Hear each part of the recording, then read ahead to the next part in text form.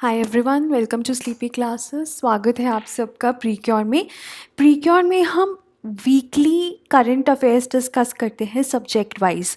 आज के दिन हम इन्वायरमेंट के करंट अफेयर्स डिस्कस करेंगे ऑफ द लास्ट वीक।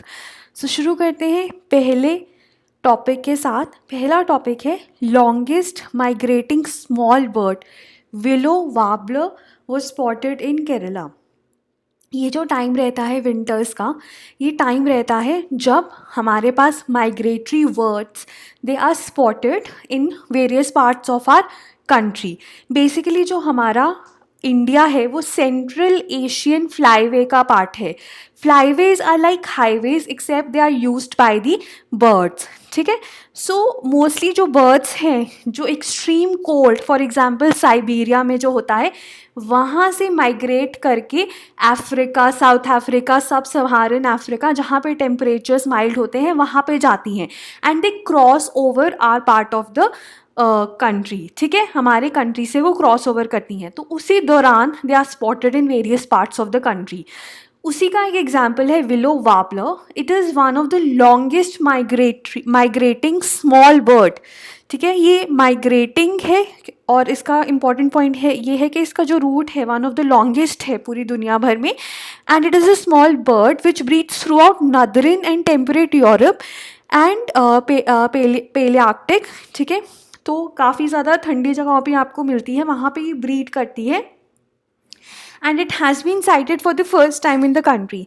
ठीक है, लाइक आई सेड ये टाइम पे हमें मोस्टली बर्ड्स दिखती रहती हैं, लेकिन ये जो बर्ड है ये पहली बार हमारे देश में साइट हुई है, सो इसलिए ये और ज़्यादा इम्पॉर्टेंट हो जाता है।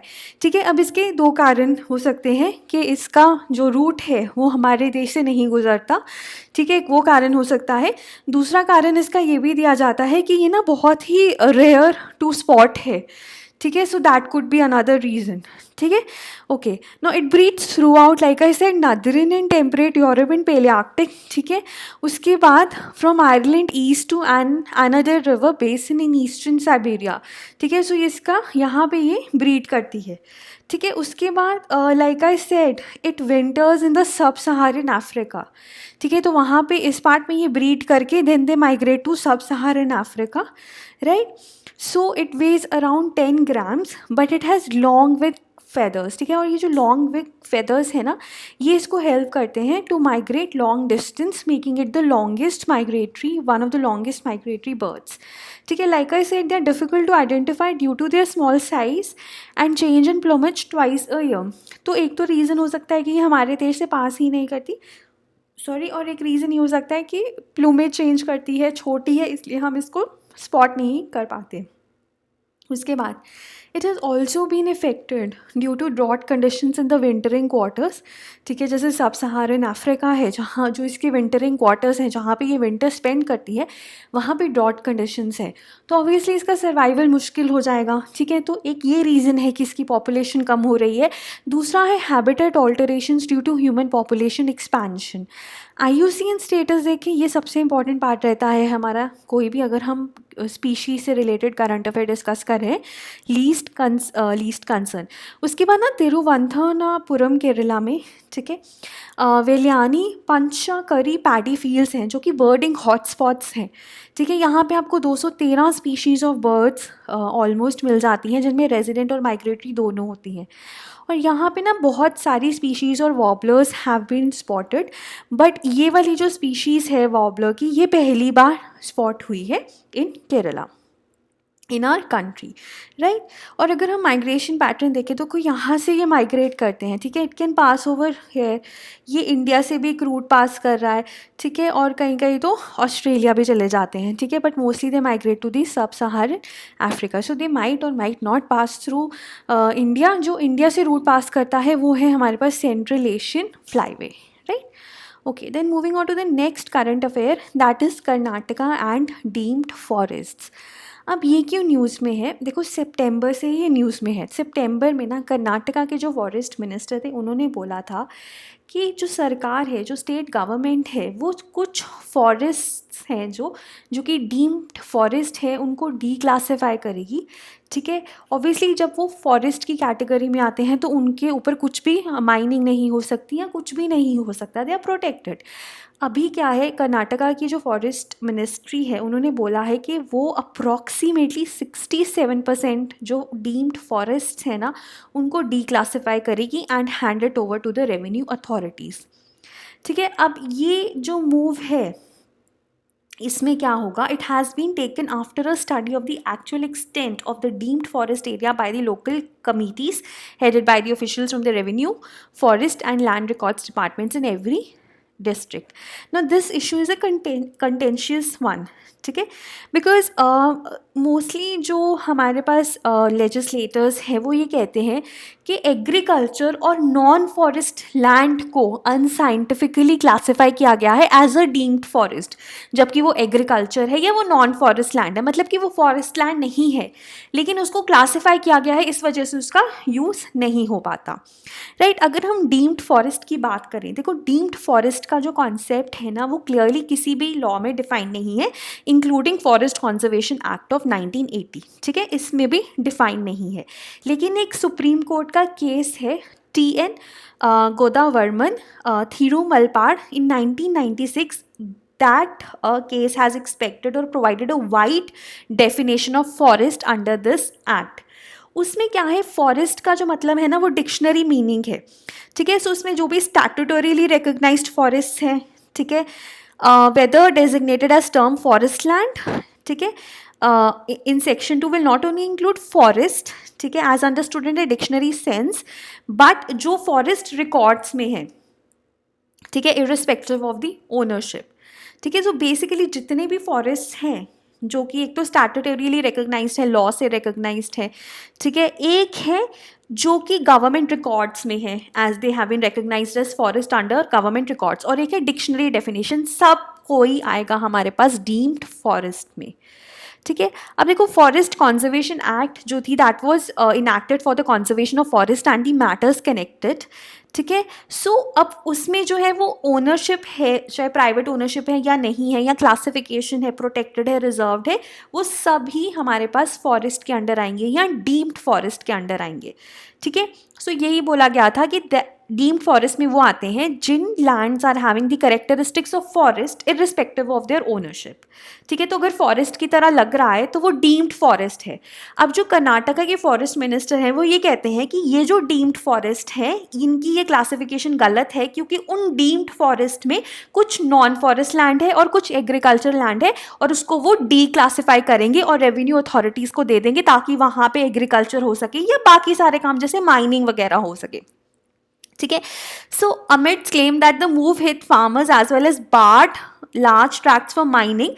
The state has been arguing that the classification was done without taking into the account the needs of the people. ठीक है, जैसे कि माइनिंग नहीं हो सकती या एग्रीकल्चर नहीं हो सकता तो फार्मर्स काफ़ी ज़्यादा सफ़र करते हैं, सो इस वजह से उसको रिक्लासिफाई करने की डिमांड आ रही है जो डीम्ड फॉरेस्ट है।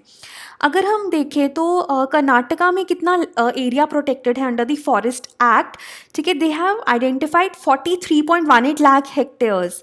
ठीक है, जिसमें कि जो 33.23 है वो नोटिफाई है as per the forest records, और बाकी जो 9.94 है वो डीम्ड फॉरेस्ट है।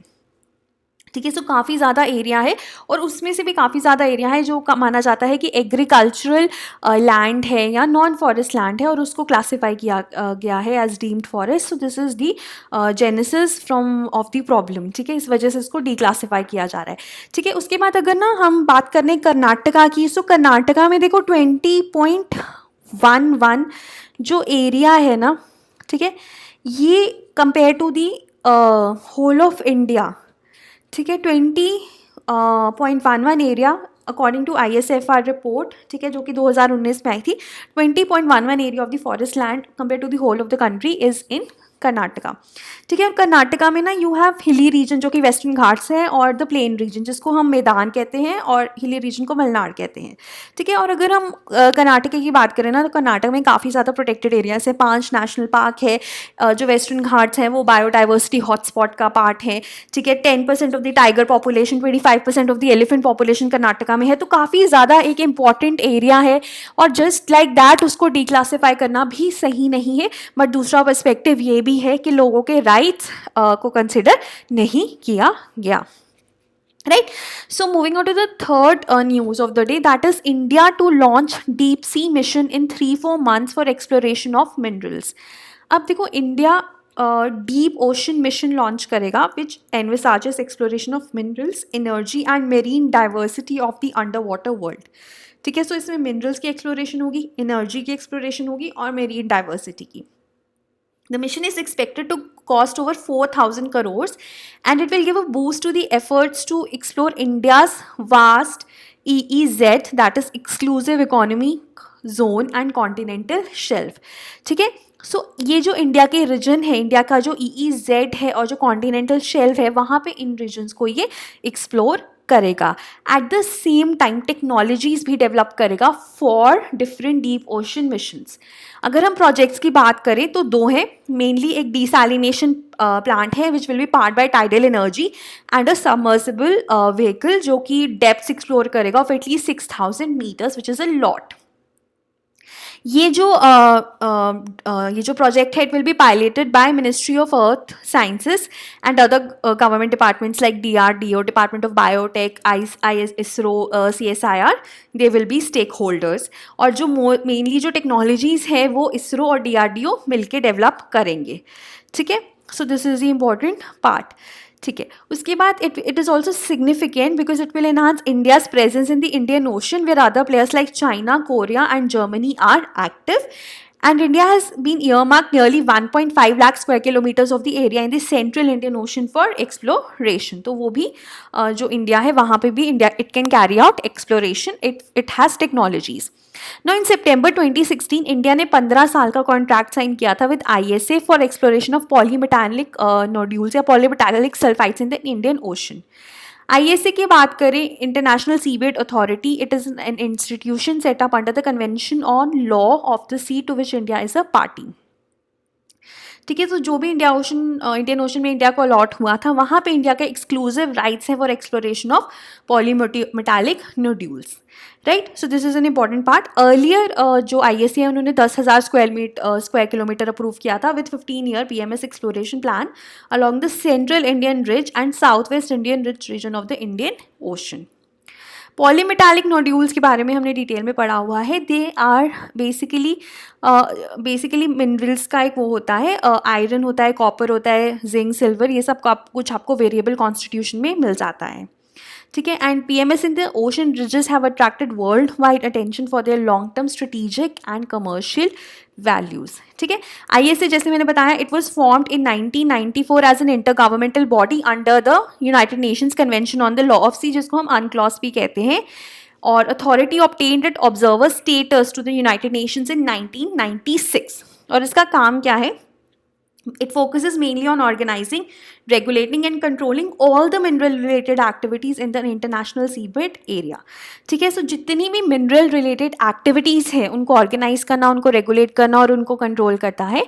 ठीक है, which are actually below the limits of national jurisdiction. ठीक है, और अगर हम फंक्शंस की बात करें, डीप सी बेड माइनिंग को रेगुलेट करना, मेरीन एनवायरनमेंट को प्रोटेक्ट करना from harmful effects of mining, exploration and exploitation, and it also promotes marine scientific research and conducts training programme, seminar etcetera. ठीक है, सो ये ISA के बारे में है। Right, okay, then government mulls advancing 20% ethanol blending. इसमें क्या है कि पहले जो हमारी नेशनल पॉलिसी ऑन बायोफ्यूल्स थी ना, उसके तहत जो 20% ब्लेंडिंग थी ऑफ इथेनॉल इन पेट्रोल, वो जो टारगेट था वो 2030 तक था, और 10% ब्लेंडिंग का टारगेट 2022 तक था। अभी द गवर्नमेंट इज़ कंसिडरिंग कि हम जो 20% ऑफ इथेनॉल ब्लेंडिंग का टारगेट है उसको प्रीपोन कर दें। अब देखो, इथेनॉल जो है एक बायोफ्यूल है। बायोफ्यूल का मतलब क्या होता है, जो बायोडाइवर्सिटी से डिराइव हो। इस केस में हमारे पास फूड क्रॉप्स भी आते हैं और नॉन फूड क्रॉप्स भी आते हैं, ठीक है।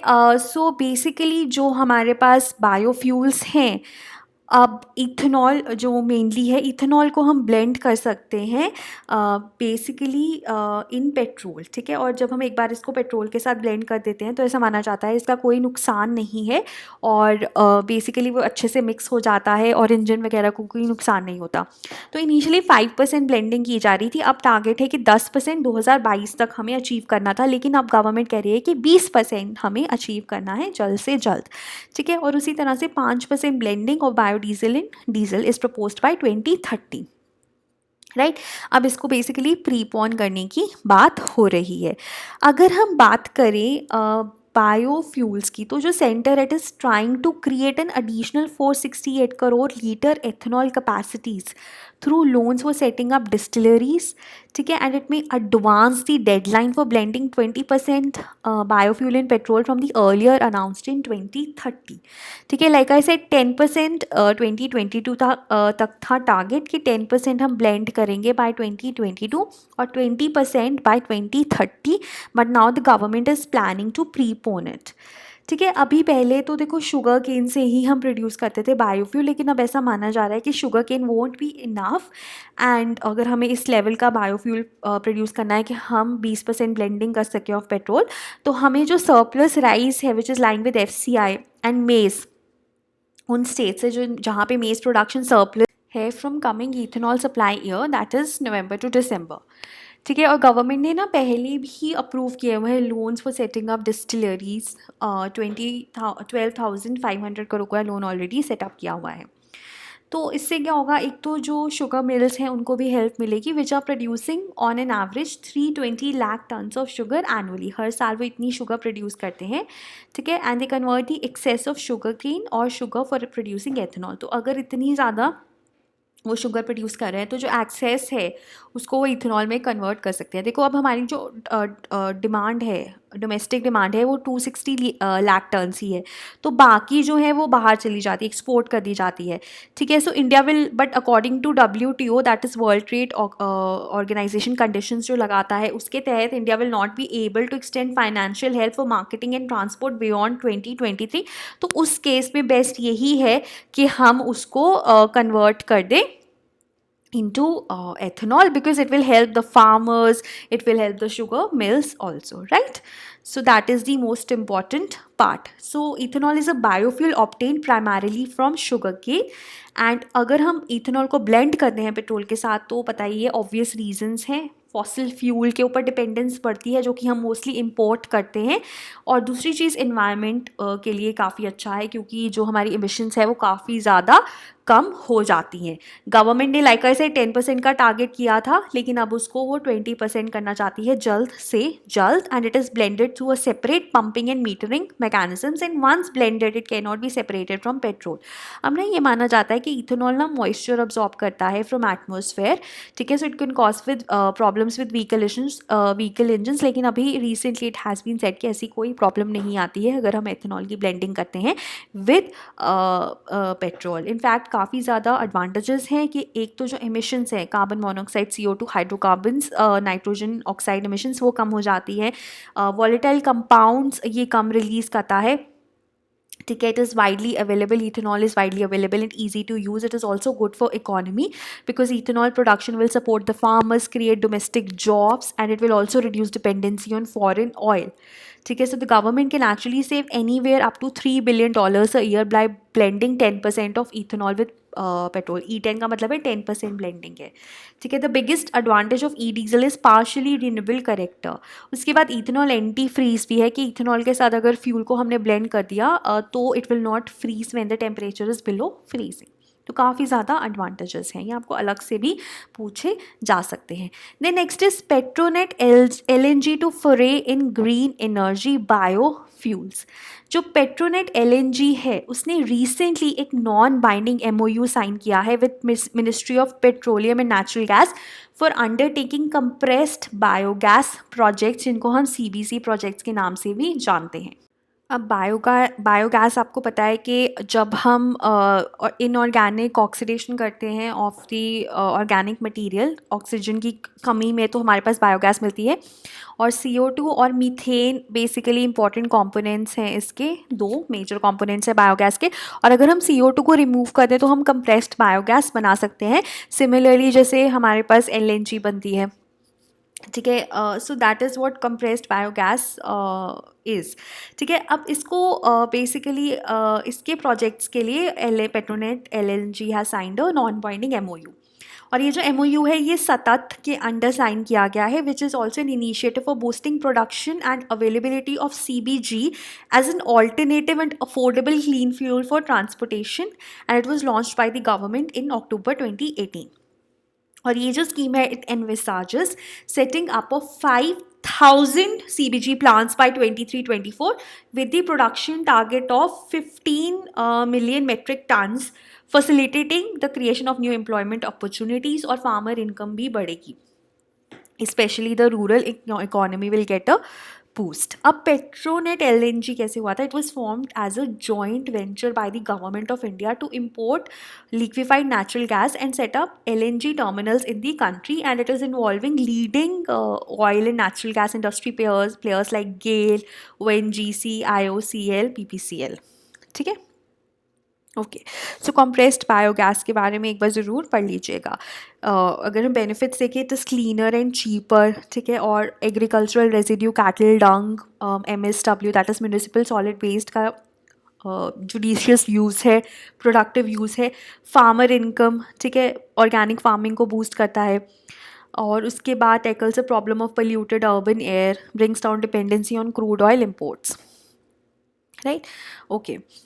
Then next is world leaders pool efforts to fight the accelerating crisis of antimicrobial resistance. Now the heads of FAO, that is Food and Agricultural Organization under UN, and World Organization for Animal Health, WHO, they have launched the new One Health Global Leaders Group on AMR. It is co-chaired by prime minister of Barbados and Bangladesh. देखो, anti microbial resistance क्या है कि आपके पास जो infections हैं, ठीक है ना, infections are caused by microbes जैसे कि बैक्टीरिया, वायरसेस, ठीक है। आपको कोई भी इन्फेक्शन होती है तो आप उसके लिए एंटीबायोटिक्स लेते हो, लेकिन लोग क्या करते हैं, एंटीबायोटिक्स ऐसे ही लेते रहते हैं even if it is not required. उस वजह से क्या होता है, रेजिस्टेंस डेवलप हो जाता है उस बैक्टीरिया का टू दैट एंटीबायोटिक। और फिर क्या होगा कि अगर आप वो एंटीबायोटिक ले भी लोगे तो बैक्टीरिया के ऊपर एक्ट नहीं करेगी, right. So that is how anti microbial resistance develops. और ये माना जा रहा है कि दुनिया में ट्रीटमेंट्स ख़त्म हो रही हैं, एंटीबायोटिक्स ख़त्म हो रही हैं, क्योंकि सबके अगेंस्ट तो रेजिस्टेंस डेवलप होता जा रहा है। तो जो सेवरल कॉमन इन्फेक्शंस हैं उनको भी ठीक करना मुश्किल हो जाएगा आने वाले टाइम में, ठीक है। So over use of antibiotics, कई लोग ऐसी एंटीबायोटिक्स खाते रहते हैं, ओवर यूज़ करते रहते हैं, कई लोग पूरी डोज नहीं लेते। अगर 5 दिन का कोर्स है तो वो 3 ही दिन करेंगे, ठीक है। उस वजह से क्या होता है, एंटीबायोटिक रेजिस्टेंस डेवलप हो जाता है और the treatment will no longer work. Not all infections can be treated with antibiotics, जैसे वायरसेस, कोल्ड और फ्लू को एंटीबायोटिक्स ठीक नहीं करती, लेकिन उसमें भी लोग एंटीबायोटिक्स लेते रहते हैं। So you should only take antibiotics that have been prescribed to you by the professional medical, जो भी आपका वो है, डॉक्टर है, राइट। उसके बाद देखो, एंटीबायोटिक्स आर गिवन। अब एनिमल्स को भी ना और क्रॉप्स को भी एंटीबायोटिक्स दिए जाते हैं, जिस वजह से क्या होता है, animal drug resistance bacteria develop कर लेता है, ठीक है। वही आपके पास जाता है बैक्टीरिया, ठीक है। अब वो ड्रग रेजिस्टेंट था, हालांकि आपने एंटीबायोटिक नहीं खाई, एंटीबायोटिक एनिमल या प्लांट नहीं खाई, लेकिन इस तरह से भी आप एंटीबायोटिक रेजिस्टेंस को डेवलप कर सकते हो, ठीक है। So everyone has a role to play. The next is parliamentary panel bats for laws to counter bioterrorism. So basically जो कोविड-19 पेंडेमिक हुआ उससे एक इम्पॉर्टेंट लेसन ये भी सीखा है कि कैसे हमें बायो टेररिज्म को कंट्रोल में करना चाहिए। It has taught a lesson on the importance of controlling biological agents and the need for strategic partnerships among the different nations. The present time is the most appropriate for the government to formulate effective laws to counter bioterrorism. Department of Health and Family Welfare has also given a 7-point action plan which is needed to ensure security against biological weapons. Right इसमें हमारे पास क्या क्या है, disease surveillance को strengthen करने की बात की जा रही है, जहाँ पे सबसे इंपॉर्टेंट है एनिमल ह्यूमन इंटरफेस. ठीक है, पब्लिक हेल्थ इमरजेंसीज़ के लिए जो ट्रेनिंग प्रोवाइड की जाए, कैपेसिटी बिल्डिंग की जाए, रिसर्च स्ट्रेंथन की जाए. उसके बाद डेवलपमेंट ऑफ डायग्नोस्टिक वैक्सीन और ड्रग्स को भी इम्पेटस देना चाहिए. जो हेल्थ मिनिस्ट्री है should engage with international agencies, domestic agencies and be a part of ongoing international treaties. ये जो रिपोर्ट है, ये जो पार्लियामेंट्री स्टैंडिंग कमेटी की रिपोर्ट है, ये एक्सप्लिसिटली ये नहीं बताती या रादर ये नहीं बताती कि जो कोविड-19 था वो एक बायो वेपन था. ठीक है, ऑल्सो दूसरी चीज़ ये है कि नेसेसरी मेशर्स लिए जाने चाहिए ऑक्सीजन सिलेंडर्स के प्राइस को कैप करने के लिए. बायोटेररिज्म क्या है? Intentional use of biological agents और टॉक्सिन्स. ठीक है, बायोलॉजिकल एजेंट्स में हमारे पास बैक्टीरिया वायरसेस आ जाते हैं. ये toxins for the purpose of harming और killing humans, plants, animals with the intent to intimidate और कोर्स अ गवर्नमेंट और a civilian population to further their political और सोशल ऑब्जेक्टिव्स. अब ना कैटेगरीज होती हैं, जैसे कि हमारे पास जो कैटेगरी सी है ना, that is potentially dangerous and category 1 is most dangerous. ठीक है, सो सबसे डेंजरस हमारे पास ये आता है कैटेगरी ए, सॉरी. और कैटेगरी ए में एग्जांपल्स हैं anthrax and smallpox. So these are very dangerous. Category B salmonella, category C में इन्फ्लुएंजा और HIV. Right. Then next is expert panel recommends 5 technologies for drinking water sanitation. So a high-level multidisciplinary technical panel in the Department of Drinking Water and Sanitation has recommended 5 technologies. 3 है safe drinking water के लिए और 2 है for sanitation. ठीक है, इनके नाम देख लो for prelims, it might be important. First is Grundfos AQ Pure, a solar energy based water treatment plant based on ultrafiltration. Then Janajal Water on Wheel, which is an IoT Internet of Things based electric vehicle to deliver safe water to households. Then Presto Online Chlorinator. It is a non-electric online chlorinator for disinfection of water for removal of bacterial contamination. ठीक है, उसके बाद we have Jho Kasao Technology, an inbuilt packaged black and grey water treatment system having advanced aerobic configuration that can be installed underground. And finally FP Tech, which is a site assembled decentralized sewage treatment system using fixed filter media. ठीक है, सो ये 2 sanitation के लिए है और ये 2 पानी के लिए हैं. Under the Jal Jeevan Mission, innovative proposals are sought online for assisting the states and the UTs ताकि वो innovative technologies adopt कर पाएँ for drinking water, ताकि drinking water rural communities तक पहुँच पाए. ठीक है, so Jal Jeevan Mission क्या है? It is a time-bound flagship program of the government to provide functional household tap connection to every rural household by 2024. Right? और emphasis even water quality पे दिया जाता है. और we have a 5-member team with at least 1 woman to be trained for water testing through FTKs in every village. Laboratories test करती हैं. 1 chemical and 2 biological testing to be undertaken by the Gram Panchayat and water testing at nominal rates open to public in laboratories. ठीक है, so this is about your Jal Jeevan Mission. उसके बाद quality parameters की बात करें तो ये हैं कि एल्कलिनिटी 200 मिलीग्राम्स पर लीटर से नहीं ज़्यादा होनी चाहिए. Hardness, sulphate, iron, all of that. PH value इतनी होनी चाहिए. TDS 500 mg पर litre, turbidity 1 NTU and chloride 250 mg पर लीटर. ये 4 ज़्यादा इंपॉर्टेंट है, इनको एक बार आप देख लेना. राइट, सो ये हमारे पास जल जीवन मिशन का एक इंपॉर्टेंट कंपोनेंट है कि सिर्फ आप पानी नहीं दे रहे हो, आप पानी की क्वालिटी को भी इंश्योर कर रहे हो. So this was regarding your today's lecture. In case आपके पास कोई भी डाउट आपको आता है regarding this lecture, you can ask in the comments below. Right, thank you.